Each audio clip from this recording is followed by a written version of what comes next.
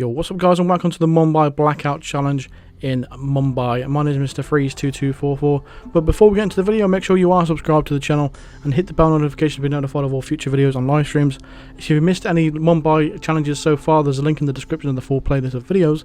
But for this one, we need to bring along our ICA proximity taser. You unlock that in, I think, Mastery level 10 in Santa Fortuna. Or it could even be Miami. It's one of them two anyway. You should have it already unlocked already. But if you don't have it, you can always use your remote taser if you haven't got that. So we're going to bring along a coin and a pistol as well. And also, we're going to make sure make sure put it on casual, because on professional mode it's a little bit wonky doing this strategies. Make sure you put it on casual. It's very rare I recommend doing that, but for this one, put it on casual. Trust me, you'll thank me later. So from the very start, what we're going to need to do is grab that car battery from over there. We need to do this as quickly as possible. We're going to try to save ourselves as much time as we can. And once you come into this area, you don't have to worry about any cameras, because on casual mode there's no cameras in there. Also, it takes a while for you to even bother getting spotted. That woman didn't care that I was running there in a trespassing area. Neither does this guy care that I smacked him in the face. There's no unconscious witness on casual mode. You could literally punch someone in the face and get silent assassin. It's kind of crazy how easy casual mode is. But yeah, we're trying to get up the stairs as quick as we can, because we need to get to the second floor. So we need to take out all 3 targets with an electrocution accident kill. We need to do it while we're not spotted as well. And for this building, it's very limited trying to get Rangan. It really is. There's one plug that's up in the highest floor, and apart from that, all you've got really is this room with the taps in it and that. There's a disguise bullet in here, so we're going to go ahead and use that. So we threw a coin in the bathroom to distract the guard that's just outside. And we're going to stay crouched when you want to sort of subdue him, because there is a glass window there and there's a guard down below. So make sure you crouch while you subdue him, otherwise you could potentially get spotted. It's the same when you put the body in the closet. You see that suspicion bar there? Yeah, that's the guy down below. But on casual mode, he ain't going to spot you. But on professional mode, sometimes he does. That's just the differences, really. For the second guard outside, we're going to throw another coin. So we're just going to do the same thing with him. So there's the guard I was talking about, just down there. Yeah, so we're doing the same thing with him. Crouch, subdue, then stick him in the closet too.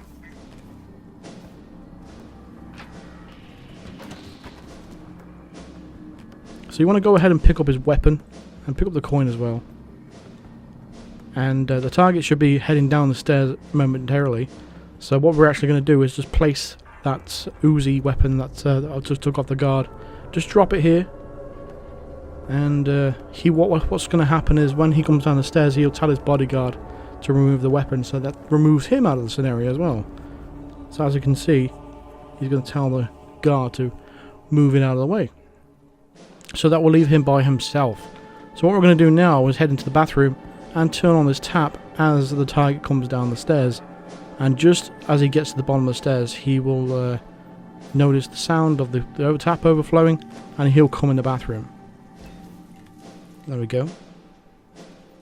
So once he does come in the bathroom and all the water's on the floor, crouch and just throw the battery into the water once the target is on there. Alternatively, just throw it at his head, like I've done here.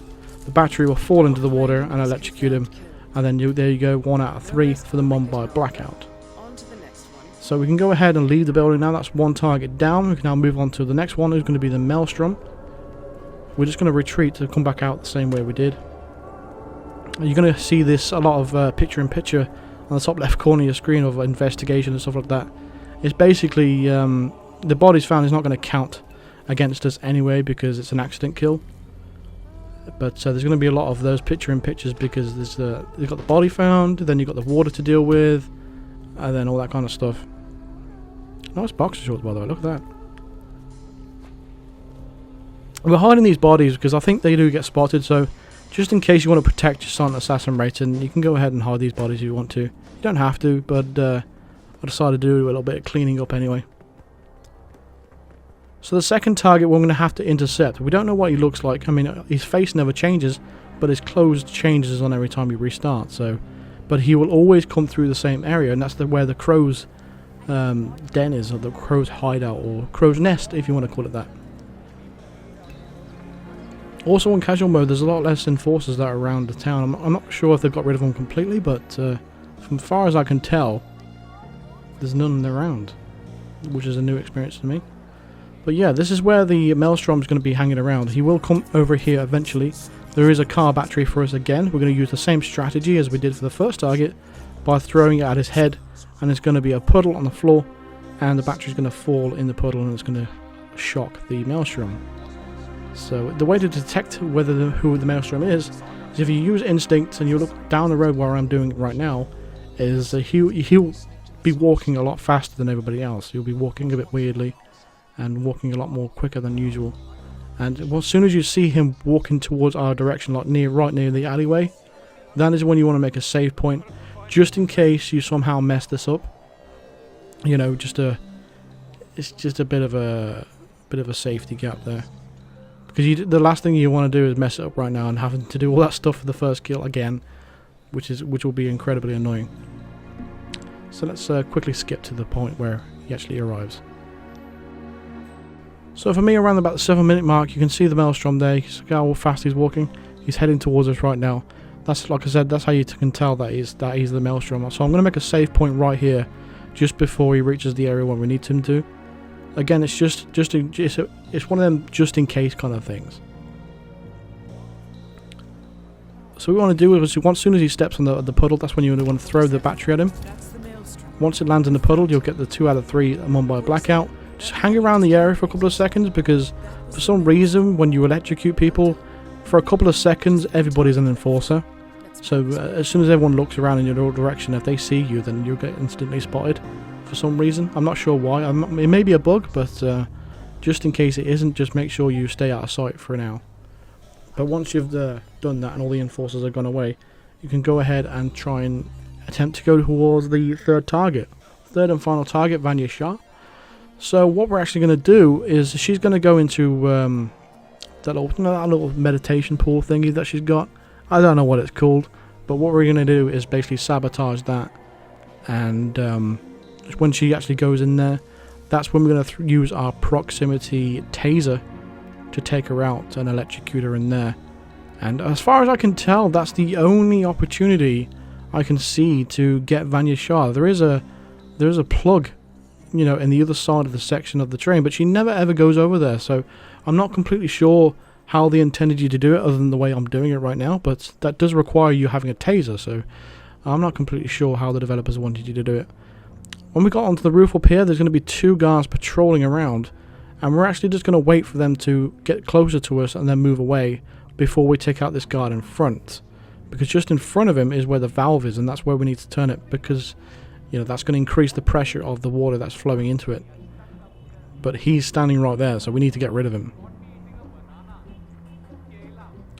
So let's just wait for these 2 guards to move away first. It wasn't mine. It was on a platter. I thought no one was going to eat it, but apna naseeb to can't do. Belonged to me. So when they've got a safe enough distance, you want to go ahead and approach the box to the right.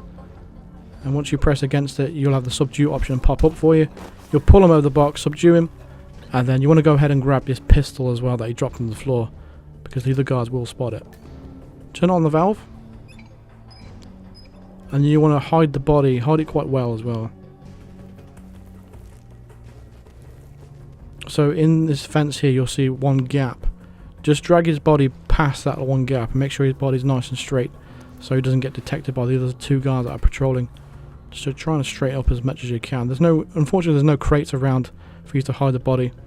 Now we just need to do is get down into the train itself. And I just realised at this point in time when I was playing this that I didn't have a lockpick on me. So the best way to get down is that pipe right there, just to the right of us there, and that will take us all the way down to where we need to go anyway. So that's what we're going to do.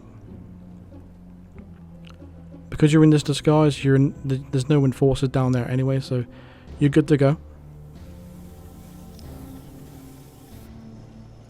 So now we're going to settle our way of actually going to do it. So what we're actually going to do is enter this area over here, and then climb on top of this train. Vanya Shah is just about to go in the pool now, so we're just going to sit up here, and this is where we're going to throw it. We're going to throw the proximity taser in that pool, but we're going to wait for her to actually get in there first, because otherwise she'll see it and then she'll tell a guard, and that's not what we want. Now, it does give us an option to throw it at her head, but I'm not sure if that will work with the taser. So what I'm going to try and do is just throw it straight into the pool. It still works, and it will shock the water, and it will just take her out for the accident kill as well. So what we want to do now from this point is just basically, like I said, for those couple of seconds, as you can see, a couple of them people was in forces for a couple of seconds. I'm not sure why, but once you've taken her out for the electrocution kill, that will complete the Mumbai Blackout challenge. And once you exit the mission, you'll also get the Silent Assassin rating. That's nice. So that's going to do it for this video, so thank you very much for watching. Feel free to drop a like on this video if it helped you out or if you enjoyed it. Subscribe if you are new to the channel and hit the bell notification to be notified of all future videos and live streams. For the full playlist of videos, check out the link in the description. Consider supporting me on Patreon or even becoming a member of the channel by clicking the join button below. And I'll see you guys in the next video. Cheers.